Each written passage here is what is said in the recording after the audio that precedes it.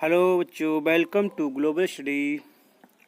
कैसे हो? आज हम पढ़ाएंगे अध्याय 4 और परमाणु की संरचना के बारे में हम पढ़ेंगे। द स्ट्रक्चर ऑफ एटम, इसके बारे में हम पढ़ेंगे और समझेंगे। इससे पहले हमने जो है अध्याय नंबर 3 को कंप्लीट कर दिया है, जिसके पार्ट्स के रूप में दिया गया है। फर्स्ट पार्ट, सेकंड पार्ट, आप उसको पढ़ लीजिएगा। प्ले लिस्ट में जाकर सब क्रमवार दिया गया है। आइए इसको देखते हैं। और एनसीईआरटी वेरी वेरी इम्पोर्टेंट, और ये पूरा चैप्टर बहुत ही इम्पोर्टेंट है केमिस्ट्री को समझने के लिए। अगर आप केमिस्ट्री को वाकई समझना चाहते हैं तो इसको आपको पढ़ना ही पड़ेगा, कोई ऑप्शन नहीं, इसको आप छोड़ें। अध्याय 3 में हम पढ़ चुके हैं कि पदार्थ परमाणु और अणुओं से मिलकर बने होते। कोई भी पदार्थ है वो परमाणु अणु से मिलकर बने होते हैं। इन सबको हमने पढ़ा। विभिन्न प्रकार के पदार्थों को अस्तित्व उन परमाणु कारण होता है जिनसे वे बने होते हैं। अब प्रश्न उठता है कि किसी एक तत्व परमाणु दूसरे तत्व के परमाणु से भिन्न क्यों होते हैं, है ना। जैसे कि कोई तत्व है, मान लीजिए आप सिल्वर ले लीजिए या गोल्ड ले लीजिए, सोना या चांदी। तो ये दोनों अलग अलग तत्व के कैसे होते हैं? ये तो अलग अलग परमाणुओं से मिलकर बने, दूसरे तत्वों के परमाणु से मिलकर बने होते हैं। भिन्न क्यों होते हैं? क्या परमाणु वास्तव में अविभाज्य होते हैं? क्या परमाणु जो होते हैं, जो एटम जो होते हैं, क्या उनको विभाजित नहीं किया जा सकता है? जैसा कि डाल्टन ने प्रतिपादित किया था कि परमाणुओं के भीतर छोटे अन्य घटक भी विद्यमान होते हैं। ये बात किसने कही? डाल्टन साहब ने ये बात कही। डाल्टन ने ये बात कही, ठीक है। और इन घटकों को क्या बोलते हैं हम सब जानते हैं, फिर भी हम इनको विस्तार से पढ़ेंगे। इलेक्ट्रॉन, प्रोटॉन, न्यूट्रॉन जो कुछ होते हैं, ठीक है। चलो, फिर भी इस अध्याय में हम इस प्रश्न का उत्तर मिलेगा। अब परमाणु कणों और परमाणु के विभिन्न प्रकार के मॉडलों के बारे में पढ़ेंगे इसमें, ठीक है। अब परमाणु के अंदर जो कण होंगे उन्हें क्या अब परमाणु कण बोलते हैं, जिनसे पता चलेगा कि ये कण परमाणु के भीतर किस प्रकार व्यवस्थित होते हैं, कि परमाणु के भीतर किस प्रकार से इकट्ठे होते हैं, अलग अलग किस प्रकार से व्यवस्थित होते हैं। इन सब चीज़ों के बारे में हम देखेंगे, ठीक है। 19वीं शताब्दी के अंत में वैज्ञानिक के समक्ष सबसे बड़ी चुनौती थी कि परमाणु की संरचना और उसके गुणों के बारे में पता लगना। 19वीं शताब्दी यानी कि 1800 कुछ के बीच में ऐसा रहा होगा कि इसमें वैज्ञानिकों ने ऐसी चुनौती थी, ऐसा था कि परमाणु संरचना को, उनके गुणों के बारे में पता लगाएं कि परमाणु की क्या संरचना होती है, किस प्रकार से परमाणु व्यवस्थित होता है, ठीक है, क्या उनके गुण होते हैं। परमाणु की संरचना और उनके और अनेक प्रकार के आधार पर समझा गया। परमाणु के अविभाज्य न होने के संकेतों में से एक संकेत स्थिर विद्युत तथा विभिन्न पदार्थों द्वारा विद्युत चालन की परिस्थितियों के अध्ययन से मिला, ठीक है।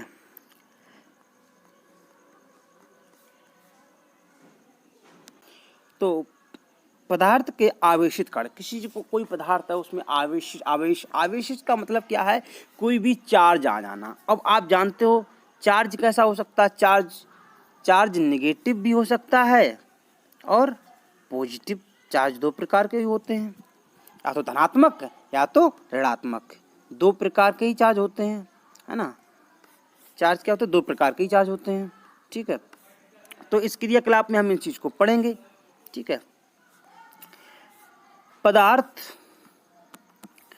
पदार्थ के आवेशित कणों की प्रकृति को जानने के लिए आइए हम निम्न क्रियाकलाप करें।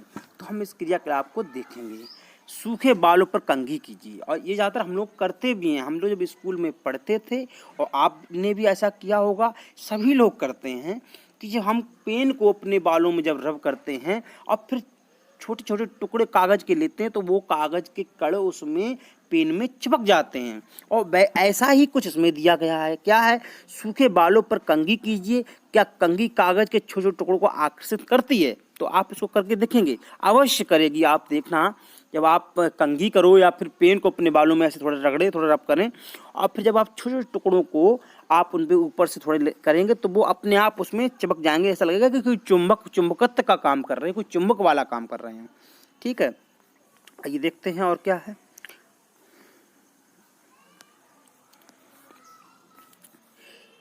कांच की एक छड़ को सिल्क के कपड़े पर रगड़िए, है ना।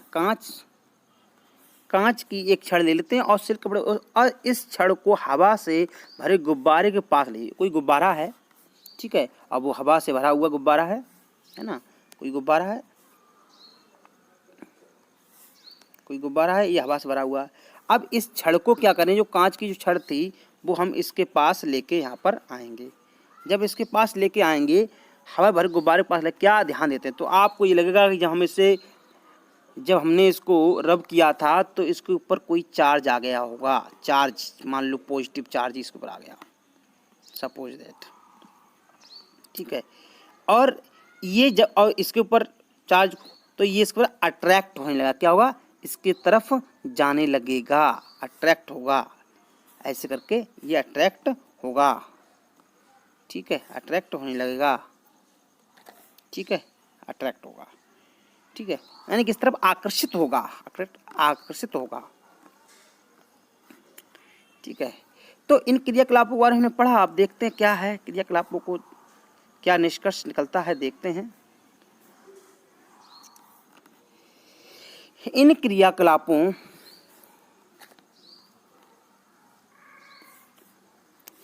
क्रियाकलापों से क्या हम निष्कर्ष निकाल सकते हैं कि दो वस्तुओं को आपस में रगड़ने से उनमें विद्युत आवेश आ जाता है। यह आवेश कहाँ से आता है, इसका उत्तर तब मिला जब यह पता चला कि परमाणु विभाज्य हैं। भाई परमाणु विभाज्य हैं, यानी कि कुछ तो उस परमाणु में से जाता है और जाएगा जब वो उसके अंदर कोई चीज़ अविभाज्य होगी, विभाज्य होगी। आवेशित कणों से बना है। परमाणु जो कैसे हैं, उत्तर मिला, पता चला कि परमाणु विभाज्य हैं, यानी परमाणु विभाजित हो सकते हैं और आवेशित कणों से बने हुए हैं। परमाणुओं में उपस्थित आवेशित कणों का पता लगाने में कई वैज्ञानिकों ने योगदान किया।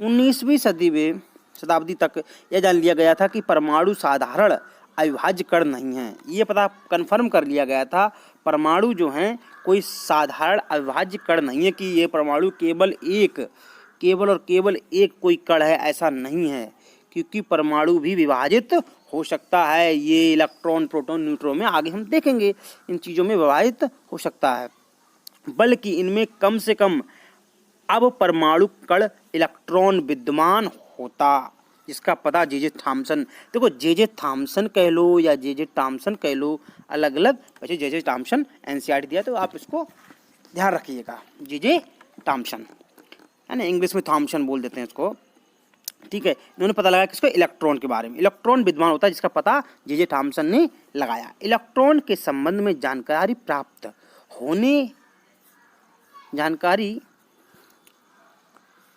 प्राप्त होने के पहले ई गोल्डस्टीन ने 1886 में एक नए विकिरण की खोज की, जिसे उन्होंने कैनाल रे कहा। एक विकिरण है, ठीक है, उन्होंने क्या नाम दिया, किन्होंने, ई गोल्डस्टीन ने, ठीक है।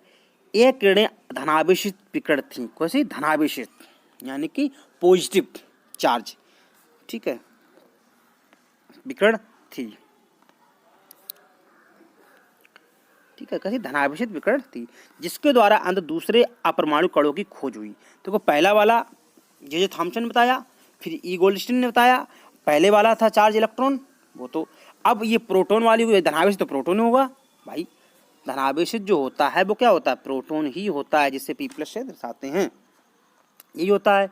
अब इसकी खोज किसने की, ई गोल्डस्टीन ने की, ठीक है,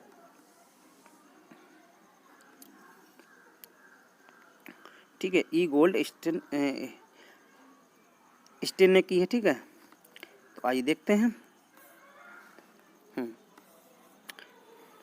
दूसरे परमाणु कणों की खोज हुई। इन कणों का आवेशित कण इलेक्ट्रॉन के आवेश के बराबर, देखो इनके कण क्या इलेक्ट्रॉन के आवेश के बराबर, किंतु इनका द्रव्यमान इलेक्ट्रॉन की अपेक्षा लगभग देखो बराबर, किंतु विपरीत होता है। कैसे विपरीत, ठीक है, विपरीत। मान लो ये पॉजिटिव में होगा तो वो, ये पॉजिटिव में होगा चार्ज, तो वो वाला निगेटिव में होगा, मान बराबर होगा।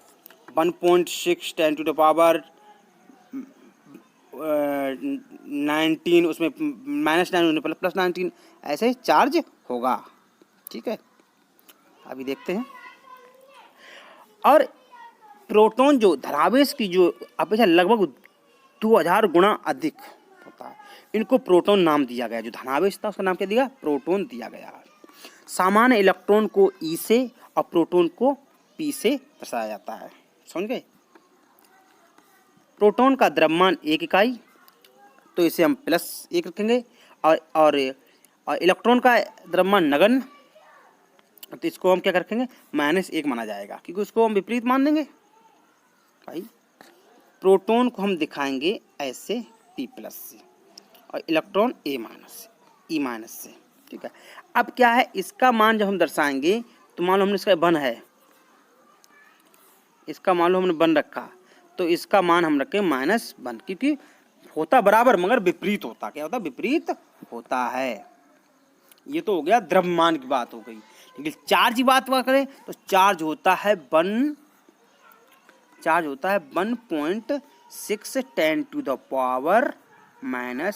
10⁻⁻19 कूलाम। कूलाम क्या है? चार्ज की, आवेश की क्या है?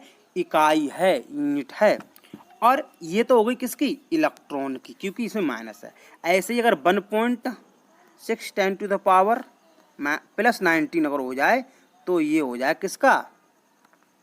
कूलाम किसका? ये हो जाएगा प्रोटॉन का। ठीक है, प्रोटॉन का। ठीक है, बात समझ रहे? चलो आगे देखते हैं।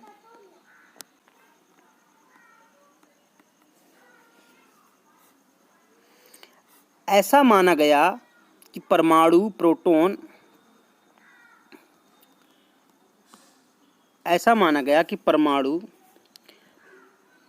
प्रोटॉन और इलेक्ट्रॉन से बने होते हैं, ये हम जानते ही हैं। परस्पर आवेश को संतुलित मतलब क्या है कि मान लो 2 इलेक्ट्रॉन तो 2 प्रोटॉन। ठीक है, तभी संतुलन होंगे, बराबर होंगे, करते हैं। यही प्रसिद्ध हुआ कि प्रोटॉन परमाणु के भीतरी भाग, परमाणु मतलब एटम के सबसे भीतर, इलेक्ट्रॉन को आसानी से निकाला जा सकता है। अब परमाणु का सबसे भीतरी भाग कैसे? मान लीजिए, मान लो ये हो गया, ठीक है, ये हो गया, सॉरी थोड़ा बड़ा बना लें, ये हो गया भीतरी भाग। अब बाहर वाला मैंने ये बना लिए, ये बाहर, एक और ये बाहर, एक और ये बाहर। अब ये सब क्या हो गए? बन गए। अब इसमें क्या है? अंदर वाले में क्या होंगे? सब क्या होंगे? प्रोटॉन होंगे इसके अंदर, P+ बता दो। अब बाहर वाले में क्या होंगे? इलेक्ट्रॉन। क्या होंगे? यहाँ इलेक्ट्रॉन, अंदर इलेक्ट्रॉन, यहाँ इलेक्ट्रॉन, यहाँ इलेक्ट्रॉन। बाहर वाले में क्या होते हैं? इलेक्ट्रॉन। ये क्या होंगे? इलेक्ट्रॉन। बाहर क्या होंगे? इलेक्ट्रॉन। ये क्या है? इलेक्ट्रॉन। तो प्रोटॉन कहाँ पाए जाते हैं? प्रोटॉन सबसे अंदरी वाले भाग में पाए जाएंगे। ठीक है, अंदर ही पाए जाते हैं। समझ गए? चलिए देखते हैं, समझते चलिए। इलेक्ट्रॉन को आसानी से निकाला जा सकता क्योंकि भार होते, लेकिन प्रोटॉन को नहीं। अब सबसे बड़ा प्रश्न यह था कि ये कण परमाणु की संरचना किस प्रकार करते हैं। परमाणु कण ये संरचना कैसे बनाते हैं, उनकी क्या संरचना होती है। हम इस प्रश्न को उत्तर नीचे देखते हैं। आइए चलिए। परमाणु की संरचना,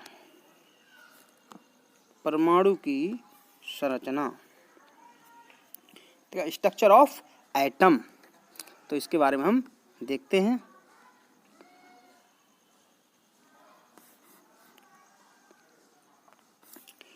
हमने अध्याय 3 में डाल्टन के परमाणु सिद्धांत के बारे में पढ़ा। इसके अनुसार परमाणु अविभाज्य और अविनाशी था। हमने कहा पढ़ा हमने, परमाणु जो है ना तो विभाजित होगा और ना ही नष्ट होगा। हमने जो डाल्टन जो थ्योरी पढ़ी थी उसमें हमने यही पढ़ा था। डाल्टन जो सिद्धांत था, थ्योरी था, ये हमने यही पढ़ा था। लेकिन उसमें क्या है, परमाणु क्या है कि ना कभी नष्ट होता है ना ही बनाया जा सकता है, ऐसा हमने कुछ पढ़ा था। आप उसको पढ़ेंगे तो आपको समझ में आएगा। ठीक है। और अविनाशी और अविभाज्य, विभाजित भी नहीं होता। यहाँ पर क्या, लेकिन परमाणु के भीतर 2 मूल कणों इलेक्ट्रॉन और प्रोटॉन की खोज ने डाल्टन के परमाणु सिद्धांत की इस धारणा को गलत साबित कर दिया। उन्होंने कहा कि इसके अंदर क्या अविभाजित होता है, लेकिन यहाँ पर क्या विभाजित हो रहे हैं, उसके अंदर प्रोटॉन भी मिल रहे हैं और इलेक्ट्रॉन भी मिल रहे हैं। तो ये डाल्टन की जो परिभाषा थी, जो सिद्धांत थे, उसको क्या कहते हैं, थोड़ा सा उन्होंने उसको गलत साबित कर दिया। अब यह जानना आवश्यक था कि इलेक्ट्रॉन और प्रोटॉन, ठीक है, इलेक्ट्रॉन और प्रोटॉन परमाणु के, एक मिनट,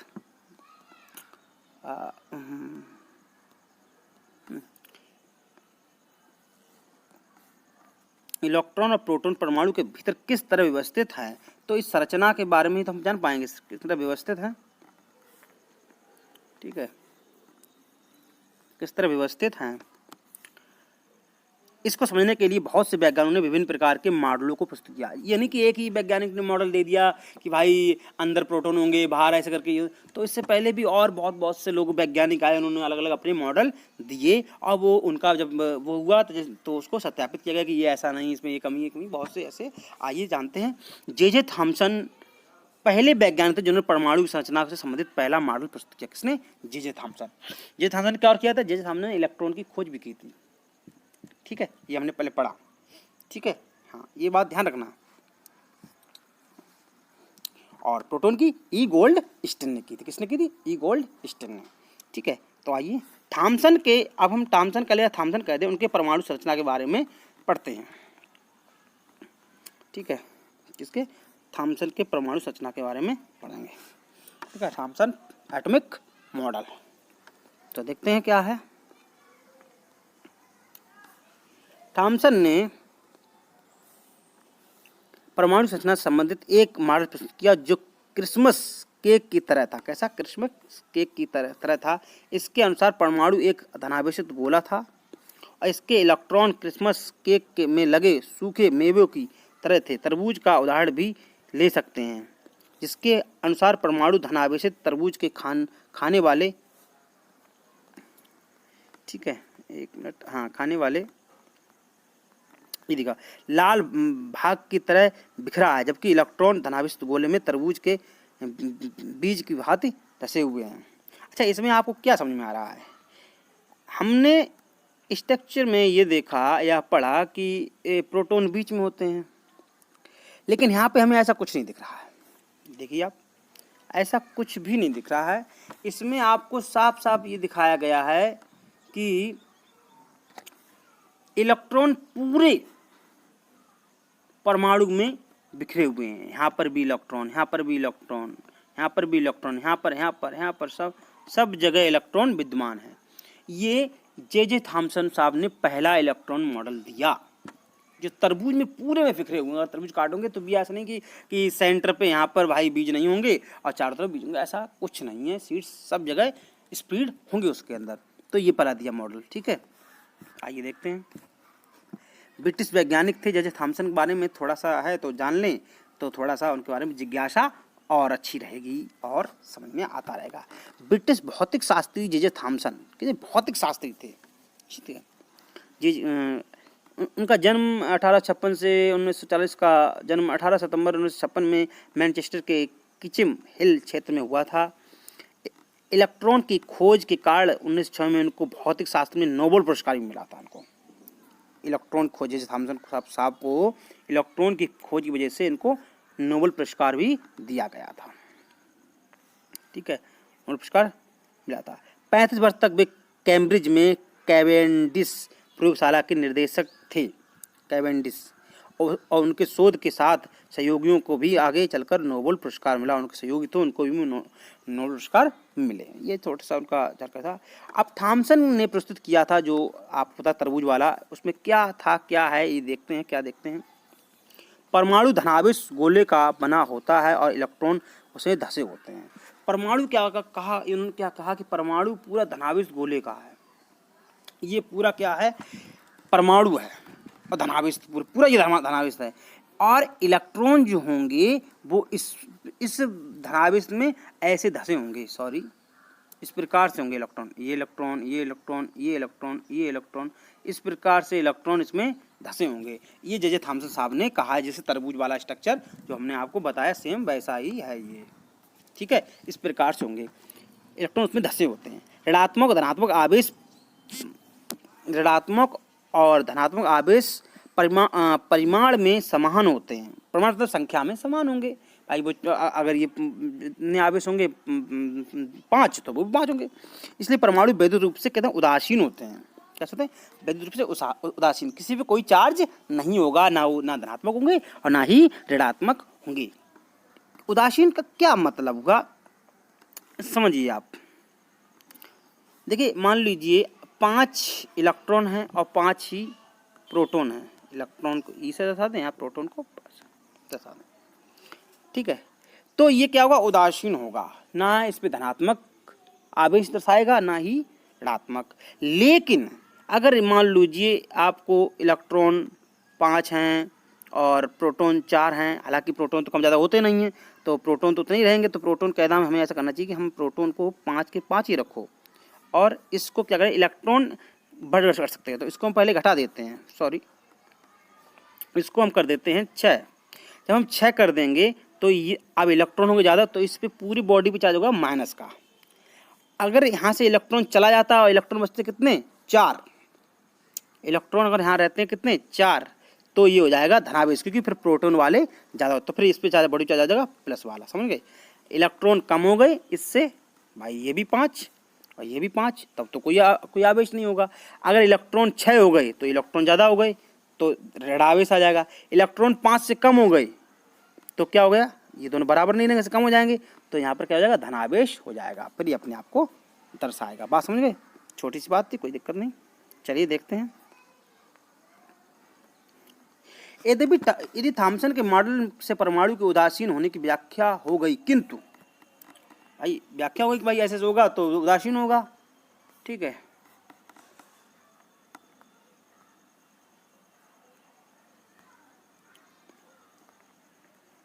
अरे भाई 1 मिनट, हाँ व्याख्या हो गई, किंतु दूसरे वैज्ञानिकों द्वारा किए गए प्रयोग के परिणामों को इस मॉडल के द्वारा समझाया नहीं जा सका, जैसा कि हम आगे देखेंगे। जो दूसरे वैज्ञानिक दिया वो उसको इस प्रकार समझा नहीं सका, समझ में नहीं आया भाई कि इन्होंने ऐसे दिया है, उदासीन ठीक है, मगर इस प्रकार से इन्होंने इस चीज़ किया इलेक्ट्रॉन को इस प्रकार, तो वो समझ नहीं आया। आगे और भी वैज्ञानिक उन्होंने मॉडल को दिया, आइए आगे देखते हैं। नेक्स्ट है आपका रदरफोर्ड का परमाणु मॉडल, ठीक है। तो रदरफोर्ड के परमाणु मॉडल के बारे में हम अगले पार्ट नंबर 2 में पढ़ेंगे। आज के लिए इतना ही, ठीक है। जुड़े रहिएगा, चैनल को लाइक सब्सक्राइब कीजिए। Thank you for watching, bye बच्चों। कल फिर आप इसको पढ़ेंगे नेक्स्ट वीडियो में, और जो मॉडल है रदरफोर्ड के। थैंक यू, बाय बच्चों।